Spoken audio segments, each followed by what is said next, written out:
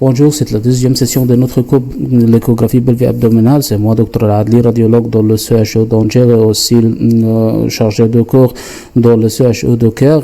Le foie.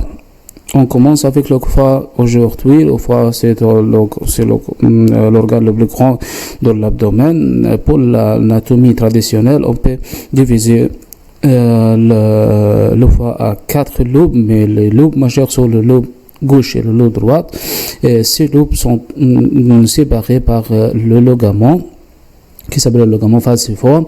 Il y a aussi un organe très important qui est situé sur le surface inférieur du foie droit, dans la ligne médioclaviculaire droite, c'est la vésicule biliaire.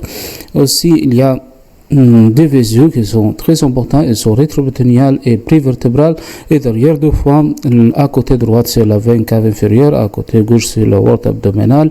Il y a trois canaux qui entrent aux sortes de foie dans la région qui s'appelle la porte hépatique ou l'île hépatique. C'est numéro 1. L'artère hépatique, numéro 2, c'est le tronc porte, et numéro 3, c'est le foie biliaire principal. Aussi, il est aussi que nous le nom, le cholédoque. Pour les mesures le plus important, c'est le terre ou la longueur crânio-caudale de lobe droite. Il est mesuré dans la ligne médioclaviculaire droite. Il est estimé d'être de 10 à 15 cm. C'est le plus important. Il est plus important de la terre de lobe gauche. Pour l'anatomie segmentaire ou l'anatomie plus récente de foie, elle est plus importante de l'anatomie traditionnelle. Pourquoi? Parce qu'il divise le foie à 8 segments qui sont totalement séparés dans leur approvisionnement artériel, le drainage, aussi le drainage veineux, le drainage veineux et aussi le drainage biliaire. Donc, on peut enlever une partie de foie, ce segment, on peut complètement enlever ce segment sans affecter le fonction du foie.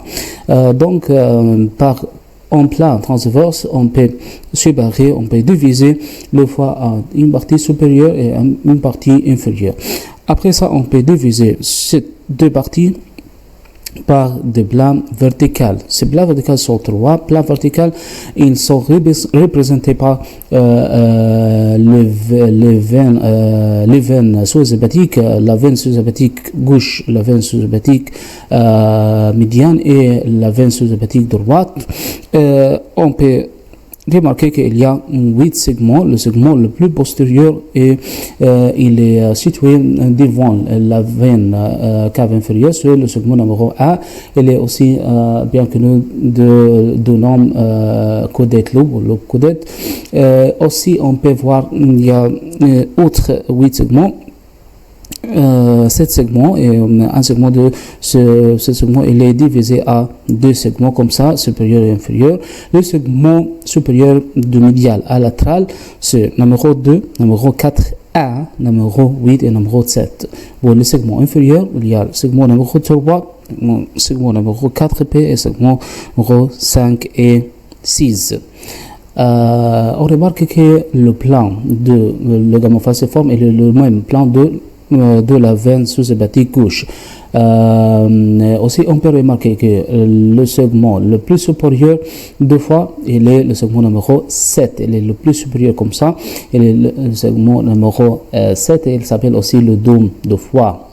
On peut utiliser la main droite pour illustrer, pour visualiser le segment de foie et pour faciliter mémoriser le segment différent de foie. On peut voir qu'il y a 3 lignes, il y a 3 lignes, il y a 3 plans verticaux et aussi il y a un plan horizontal ou transverse comme ça. Le segment supérieur sur le segment de médial à latéral, segment numéro 2, 4A, 8 et 7. Et les segments inférieurs sont du médial à latéral aussi. C'est le segment numéro 3, numéro 4B, numéro 5 et numéro 6. Numéro 1, segment numéro 1, il s'appelle aussi côte des lobes. Il est représenté ici par le pouce qui est derrière des autres doigts. Alors,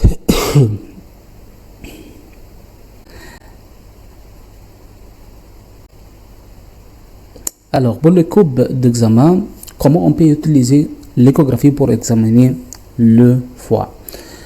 Il y a des coupes d'examen pour examiner le foie droit et il y a aussi des coupes pour examiner le foie gauche.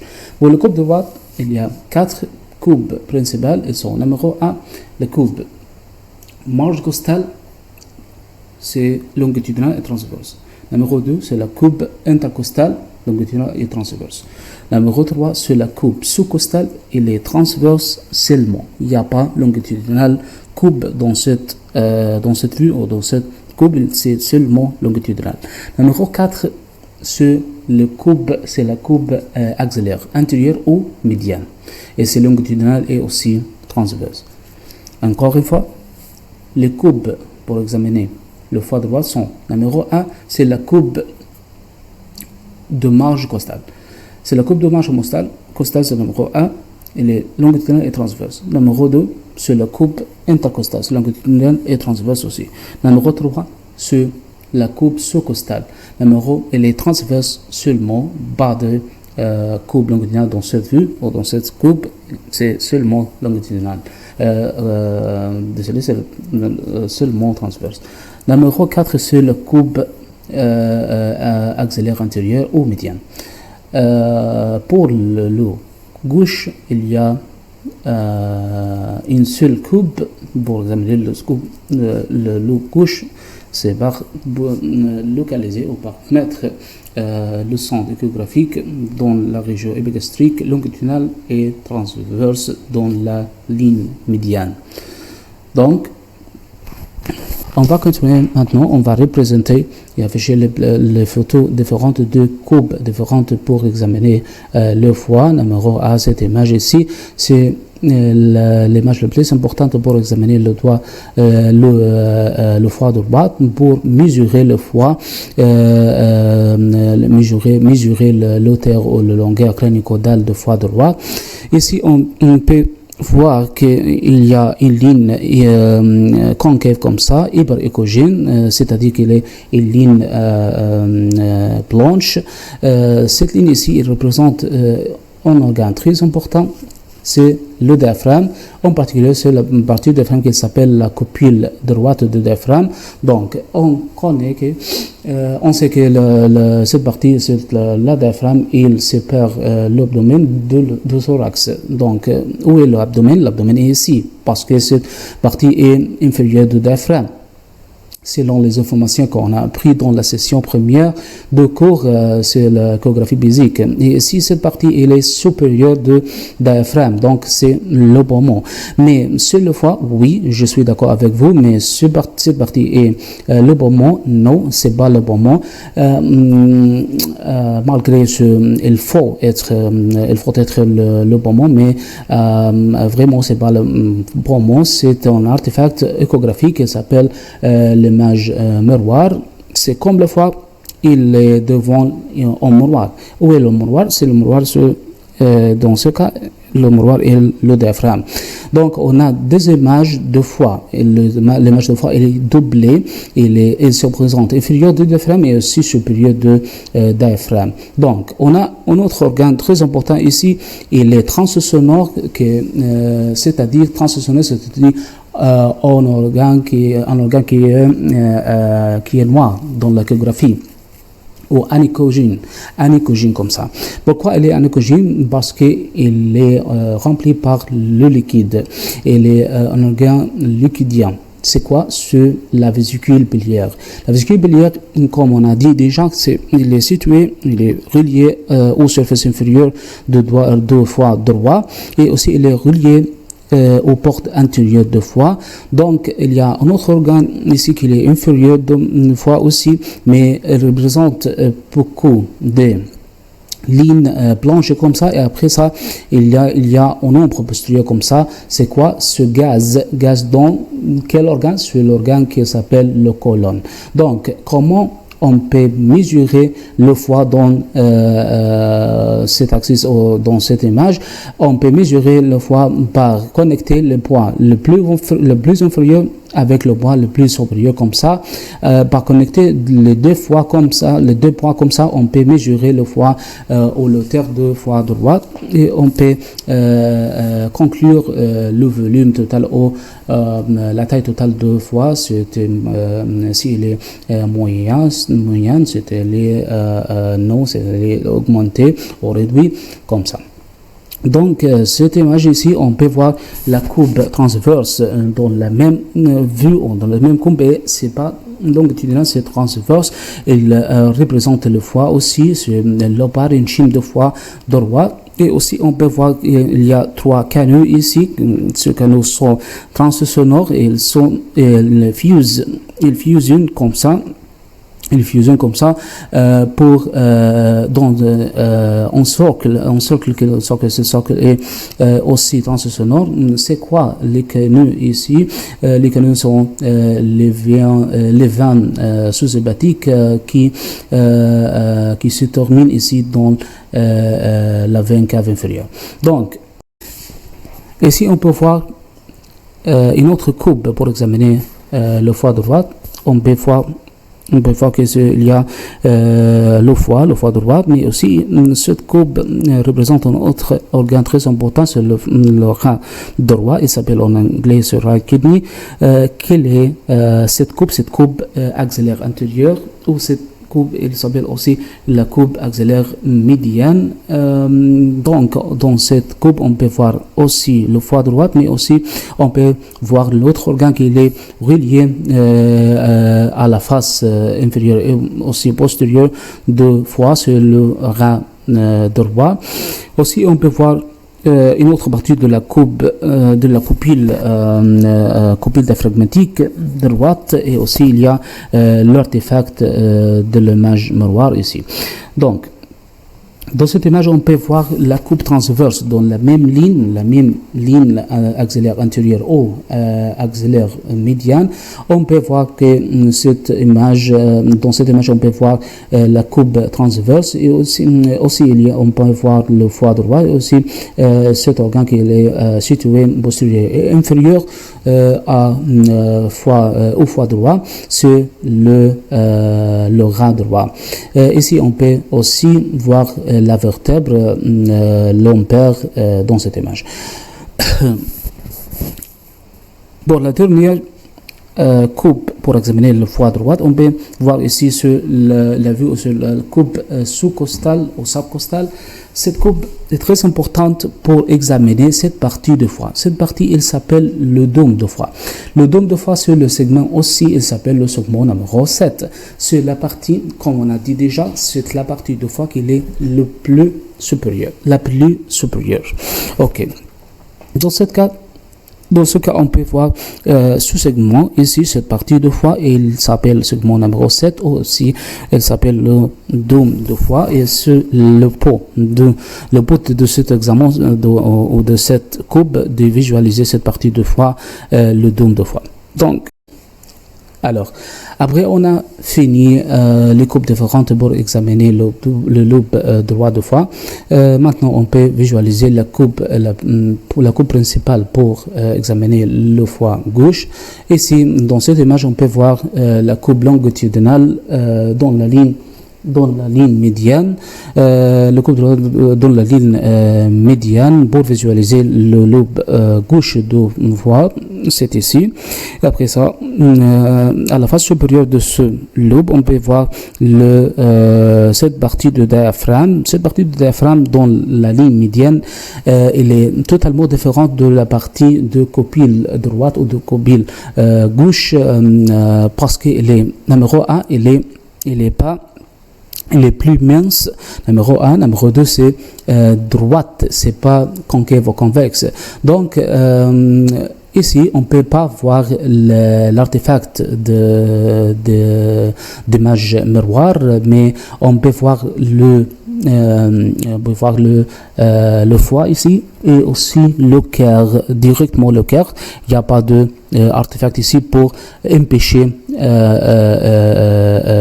voir le cœur. Donc dans cette image, c'est la courbe longitudinale. Ici dans cette image, on peut voir la courbe transverse, la courbe horizontale. On peut voir le foie gauche ici sur le diaphragme et aussi le cœur ici. Donc comment on peut dire que le foie qu'on examine est totalement normal? Il y a des caractéristiques de foie normal.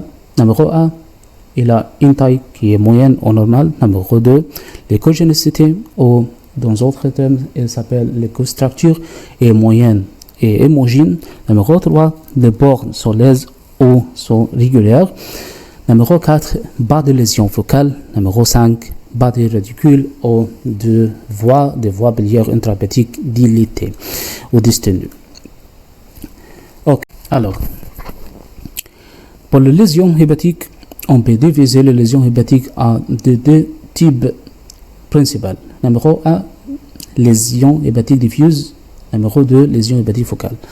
La stéatose hépatique est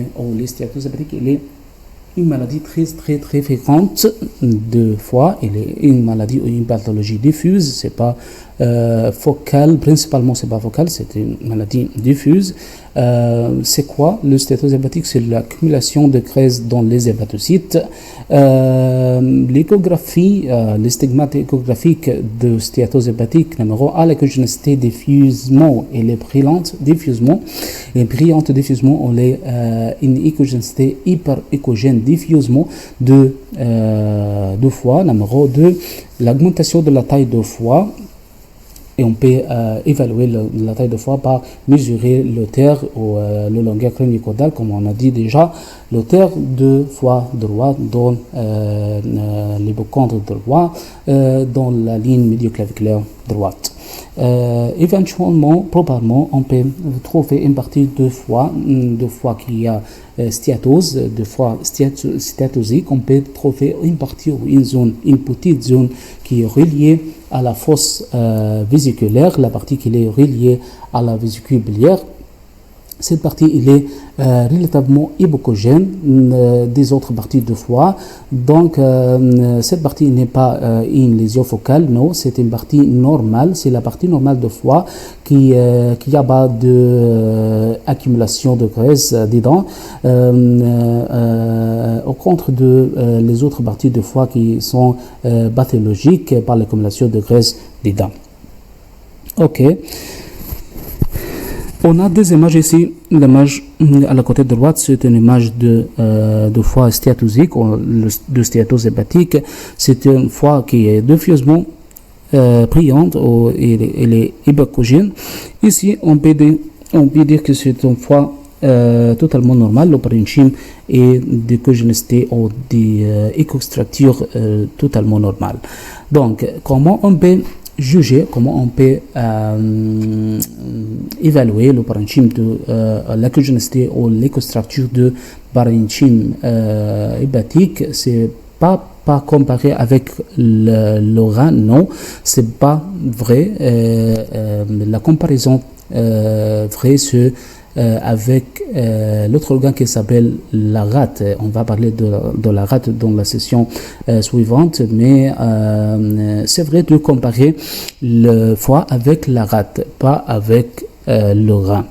Le rein est comparé avec la rate, mais avec la rate ou aussi avec le foie, mais le foie ou la rate ne sont pas comparés avec le rein, non, le foie est comparé avec la rate.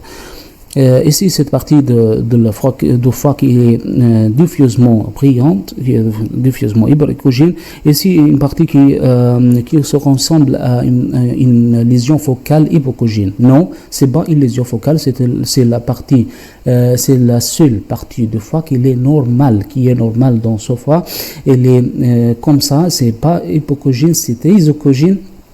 C'était que c'est de la curiosité normale parce qu'il n'y a pas d'accumulation de graisse des dents. Donc, la maladie numéro 2, ou la pathologie diffuse numéro 2 de foie, c'est le cirrhose. C'est quoi le cirrhose? Le cirrhose, c'est une maladie chronique de foie. Il résulte de nécrose des hépatocytes et aussi d'une distorsion articulaire du foie. La cause la plus importante dans les pays développés comme en France, c'est la consommation d'alcool, évidemment, mais il y a une autre cause très importante dans les pays africains et asiatiques aussi, c'est l'hépatite virale. C'est très important dans ces pays. Donc, pour les résultats de l'échographie, comment on peut diagnostiquer en cas de cirrhose, donc on peut dire que c'est un cas de cirrhose quand on trouve la suivante. Numéro 1, écotype grossier. C'est contrairement à l'écotype normal, c'est l'écotype hémogène. Non, dans ce cas, on peut trouver le foie de écotype grossier. Numéro 2, contours irrégulières ou des portes irrégulières. C'est pas des contours laises, non, c'est des contours irrégulières. Il y a une augmentation de la taille du foie, mais après ça, on peut trouver la taille d'être diminuée. C'est le process normal dans le cas de cirrhose. Aussi, on peut trouver la veine porte dilatée, la splinomégalie, le cyste et ces sujets. On va parler de ces sujets dans les sessions suivantes. Donc, dans cette image, on peut voir une coupe transverse dans la région épigastrique. On peut voir que dans la partie postérieure ici, c'est un vertèbre lombaire et devant cette partie, devant cette vertèbre, on peut voir des cercles transitionnaires, des cercles transitionnaires qui sont plus vertébrales et aussi rétrobrétiniennes. C'est quoi? Oui, c'est la veine cave inférieure, c'est à la côté droite et l'aorte abdominale, c'est à la côté gauche. Et aussi, on peut voir un organe ici, c'est l'organe principal de cette région, mais il est totalement visualisé dans cette courbe. C'est quoi? C'est le foie. C'est pas normal de voir le foie totalement dans cette courbe. On peut voir seulement dans un cas normal, on peut voir le foie gauche seulement, mais aussi on peut voir le droite, le foie totalement, il est visualisé dans cette courbe, donc c'est pas normal. Ça veut dire que le foie n'est pas d'une taille normale, il est diminué dans taille. La taille, elle est diminuée. Donc, aussi, il y a des autres résultats qui peuvent dire qu'il y a une cirrhose hépatique. C'est quoi? Numéro 1, l'écotype ici, c'est une écotype grossière. C'est pas une écotype, ce n'est pas une écotype, c'est pas écostructure qui est normale, non, c'est grossière. Aussi, le bord ici, ou le contour est un contour irrégulière, et ces résultats peuvent dire que on a un cas de cirrhose. Mais c'est pas tout, non, il y a une autre chose ici, il y a un autre résultat très important, il y a quelque chose qui s'apparaît ici comme une partie noire, dans le langage de chorégraphie, il s'appelle une partie qui est transsonore, donc c'est en liquide. C'est quoi le liquide qui tourne le foie totalement comme ça? Dans ce cas, le cas de cirrhose, c'est l'acide, oui, le blanchiment péritonéal. C'est très important dans ce cas parce que c'est une conséquence très importante de cette maladie, la maladie de cirrhose hépatique. Donc, il y a un autre cas. On peut voir un autre cas de cirrhose dans cette image. On peut voir le foie droit, il est diminué dans sa taille, dans la taille, et aussi il y a un contour, il y a des bords qui sont irrégulières comme ça. C'est un cas de cirrhose. Aussi, et ici, dans cette image, on peut voir aussi cette partie du foie, c'est le foie gauche. Le foie gauche ici, c'est pas normal, c'est pas une écostructure normale, non. L'écostructure ici est grossière et aussi il y a des contours qui sont pas réguliers, qui sont irrégulières. Aussi, on peut voir une lésion focale ici. Dans ce cas de cirrhose, on peut dire que c'est probablement un carcinome hépatocellulaire. C'est très commun avec le diagnostic cirrhose hépatique. Il y a aussi épanchement péritonéal et les transsonors, non, pas transsonors totalement. Si vous remarquez ici, il y a des ocons flottants, c'est pas clair, c'est un épanchement turbide, peut-être que c'est une infection, c'est une péritonite et ça se passe avec le diagnostic de cirrhose hépatique. Donc, alors c'est encore un autre cas de cirrhose, les mêmes résultats, une structure qui est grossière, un contour qui est irrégulier et aussi de épanchement, il y a un épanchement péritonéal comme on voit ici.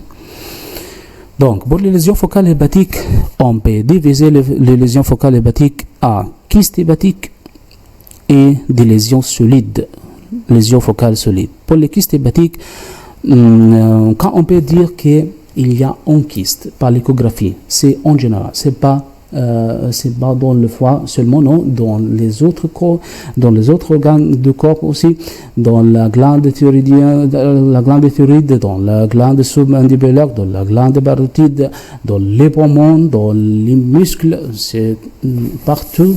Quand on peut dire qu'il y a un kyste dans les organes. On peut dire qu'il y a un kyste quand on trouve une lésion focale qui a les caractéristiques suivantes. Numéro 1, elle est anéchoïque ou anéchogénique, c'est-à-dire transsonore. Numéro 2, il y a heureusement acoustique postérieur. Numéro 3, elle est bien définie ou bien limitée avec des broies. Numéro 4, pas de vascularisation interne. C'est très important. Encore une fois, c'est une kyste, c'est une lésion qui est transsonore, rehaussement acoustique postérieur, bien défini ou bien limité avec des broies et pas de vascularisation interne. Par exemple, le kyste hépatique semble, c'est une lésion focale très importante de fois. Pourquoi? Parce qu'il est la lésion focale la plus fréquente parmi les lésions focales kystiques ou les lésions focales solides. Elle est la lésion focale la plus importante, la plus fréquente dans le foie. C'est le kyste hépatique simple. Comment on peut dire qu'on a un kyste hépatique simple? C'est un kyste hépatique. Tout d'abord, c'est un kyste hépatique. C'est un kyste, donc, on peut dire qu'il est transsonore, qui a un rehaussement acoustique postérieur, il est bien défini, il a des parois, il n'y a pas de vascularisation interne. C'est un kyste, mais comment on peut dire que c'est un kyste simple? C'est pas un kyste compliqué. On peut dire que c'est un kyste simple par dire que, numéro 1, les parois de ce kyste sont parois fins ou sont parois minces. C'est pas épaisé, c'est pas irrégulière, non. Ils sont minces, ils sont régulières, ils sont fins. Donc, c'est numéro 1. Numéro 2, on va dire pas quoi? Pas de cuisson ou pas de septie interne. Pas de calcification. Pas de turbidité ou des échos ou pas d'écho flottant dedans. Pas de turbidité. C'est le continu est transsonore, totalement transsonore ou est clair. Ok? Et avec ça, on peut dire que c'est un kyste. C'est pas un kyste, non. C'est pas un kyste seulement, c'est un kyste simple de foie. Un autre exemple de kyste de foie ou de lésion kystique, c'est l'abscesse hépatique. L'abscesse hépatique, il est, contrairement au kyste simple, c'est un kyste, mais c'est pas simple. C'est un kyste, on veut dire qu'il est transsonore, il a heureusement acoustique postérieur, il est bien défini ou bien limité, il a des parois et aussi il n'y a pas de vascularisation interne. Mais quand on peut dire qu'on a un cas d'abscesse hépatique, les parois sont épaissées, sont pas minces, non, ils sont épaissées et irrégulières. Il y a des cuisons, il y a des septies, au-dessus de septies internes, il y a des débris internes ou des contenus turbides. Il y a des turbidités des dents et enfin il y a une vascularisation, mais pas une vascularisation interne. S'il y a une vascularisation interne, ce n'est pas un kyste. Non. Dans ce cas, on peut voir de vascularisation, mais vascularisation qui est périphérique ou périlésionnelle. C'est très important. Un autre exemple de kyste hépatique, c'est le kyste idétique. Le kyste idétique. Le kyste idétique, c'est une infection ou une infestation avec la parasite qui s'appelle Echinococcus granulosus. Et dans ce cas, on peut trouver un kyste qui a des parois épaissées, des cuisons internes flottantes, de multiples petits kystes internes. C'est les caractéristiques uniques de en kyste hépatique.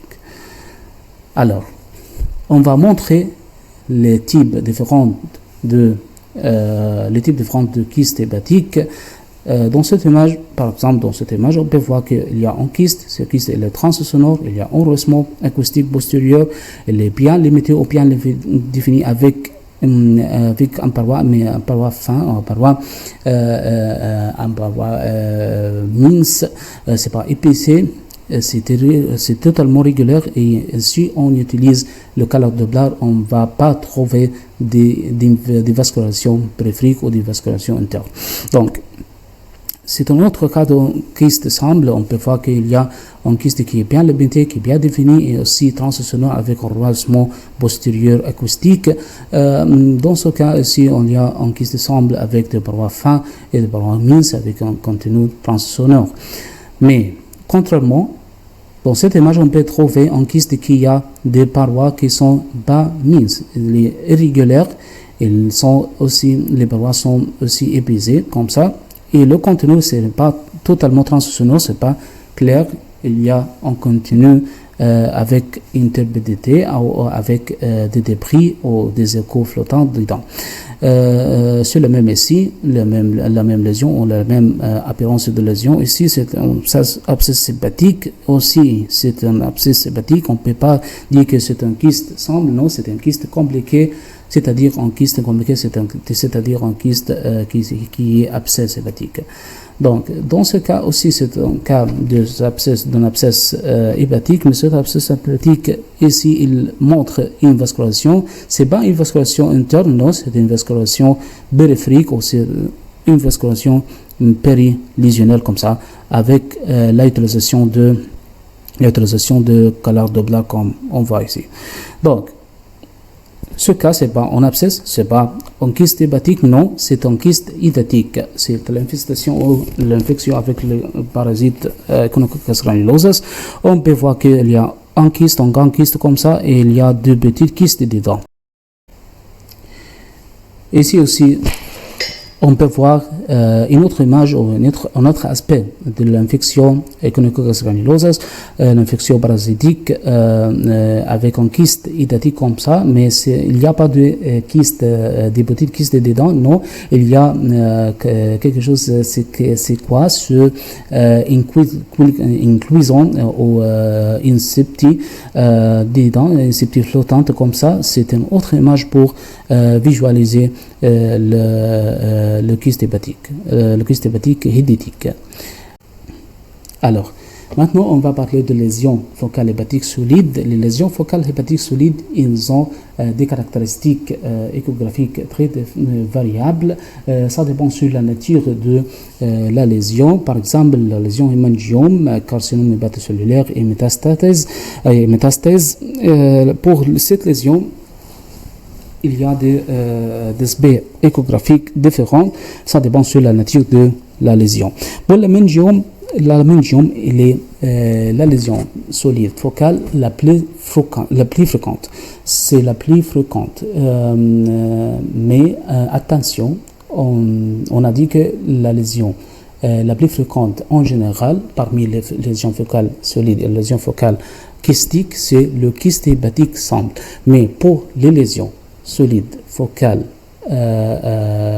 seulement, la lésion focale hépatique la plus fréquente, c'est le méningiome. C'est quoi le méningiome? C'est une tumeur vasculaire d'allure banale c'est pas méchante et c'est très fréquente et on peut le trouver dans les cas qui n'ont pas de tableau clinique qui est relié au foie ou qui est relié à la vésicule biliaire, non. Par exemple, un patient qui vient à l'urgence pour des douleurs abdominales générales, pour un colique néphrétique ou quelque chose comme ça, on peut trouver cette lésion dans cette personne et c'est totalement asymptomatique. Alors, on peut penser, on peut croire qu'il y a une lésion qui est hémangiome quand on trouve des caractères très importants de cette lésion. Numéro 1, elle est bien limitée ou bien définie. Numéro 2, elle est hyperéchogène. C'est très important. Bien limitée et hyperéchogène, comme ça. Il y a une lésion focale, elle est une petite lésion focale, elle est bien définie ou bien limitée et aussi elle est hyperéchogène. Pourquoi elle est hyperéchogène? Parce que il a un contenu riche de graisse, il y a un contenu graisseuse riche dedans. Donc on peut dire que c'est une lésion ici, c'est une hémangiome.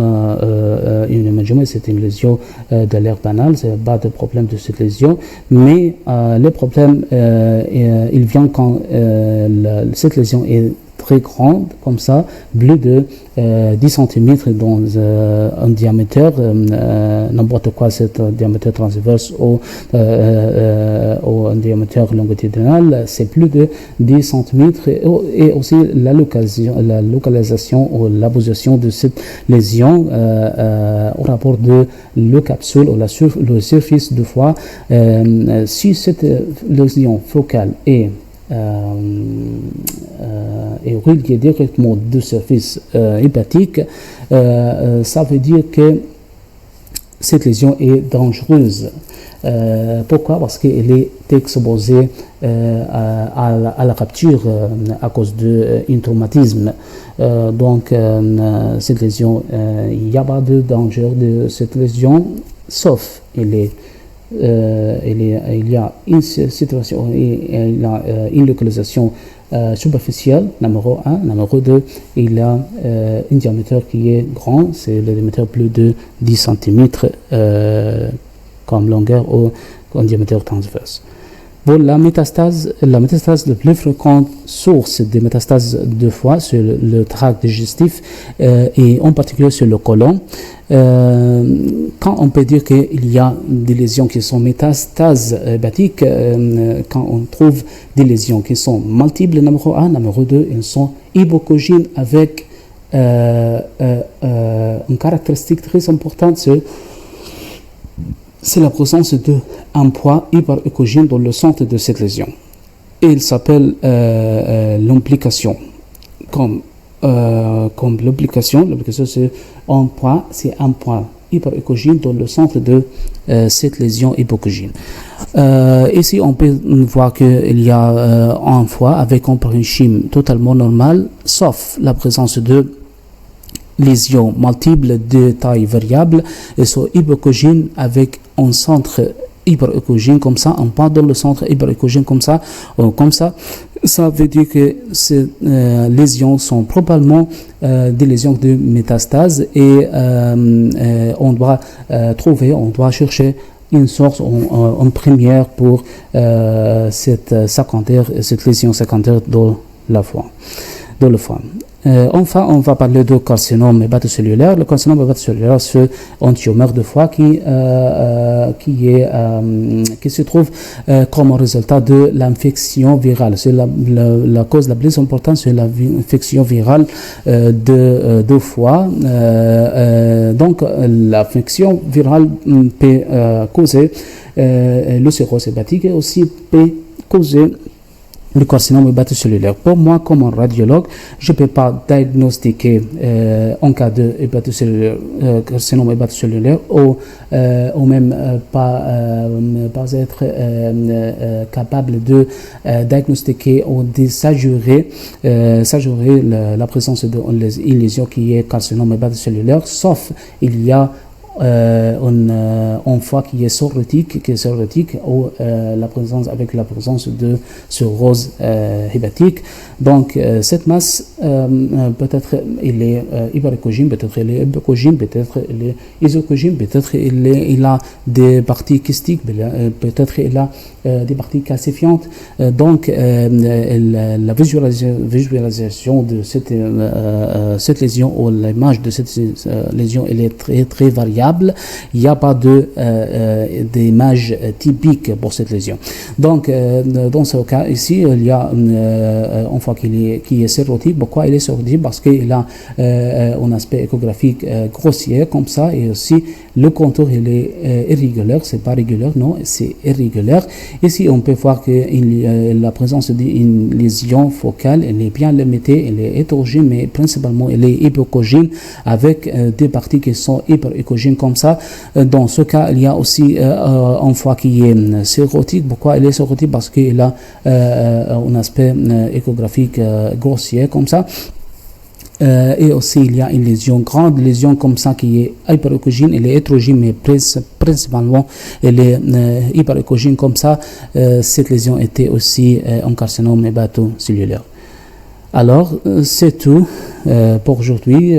J'étais très heureux pour retrouver avec vous, et à la prochaine. Ça sera une session très intéressante. On va parler de la rate, on va parler de pancréas, et aussi on va parler des maladies et des pathologies de tronc porte. Alors, à la prochaine. Et